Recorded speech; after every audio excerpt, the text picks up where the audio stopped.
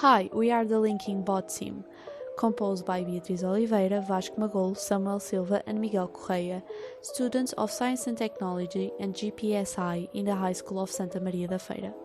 Our performance aims to recreate the room of toys we see on the emblematic Disney movie Toy Story, so they have on stage 5 button rolls, 1A robot, who will impersonate the herd keeper called Betty, her 2 ships, 2 puzzle toy boxes that we also often see on kids' rooms.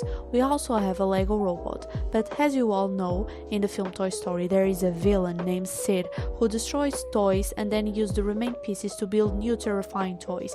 In a movie he built a spider with the head of a doll, so we recreated her as our villain. This is our first feature, the storytelling ability of the robot. Button roll 1A robot can be connected to a vast array of Arduino compatible shields such as wireless communication, GPS, GPRS and sensors to perform various tasks. We choose to use infrared emitters in the obstacle detection circuit to make the ships follow the herd keeper. The working base is a TRS-T500 reflective sensor, which is an infrared sensor, emitter and receiver which functions from the reflection of signals. It is they who emit the light that will be reflected by the obstacles and line sensors. This sensor has the ability to identify the path to be formed from a line in black or white. Something we also often see in kids' rooms is Legos, so we also used a LEGO Education Spike Prime kit to build a PID balancer robot.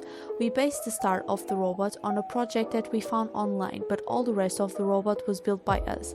In this robot, we also included LEGO 56704 Spike Distance Sensor. Our second feature is the LEDs. To better convey our messages, we use the installation of LEDs on the eyes of the doll's head, that's on top of the spider, in the toy puzzle boxes, and on the herd keeper dress and in the 2 ships. With the emission of color and light, we can make feel in the public the emotions we want to pass. The secrets developed are related to the use of LEDs, RGB digital LED tape, and will be presented next. For the herd keeper, we proceeded to the installation of the LEDs divided into 3 blocks connected in series. In our particular case, we have chosen using an external power supply, because this has in its structure 31 LEDs and the engine battery would be sufficient to feed everything. Now let's talk about the spider. In order to organize the 12 servants, we created a simplified protoboard that connects all the servants and provides them the energy. Again, we had some issues concerning the power supply.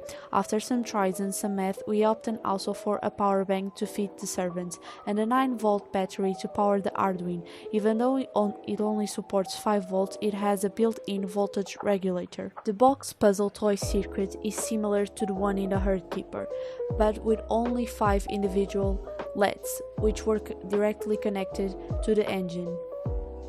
Our third and fourth feature is the spider and our adaptability. The spiders were printed into 3D printers XY Aware for Pro and Crealite.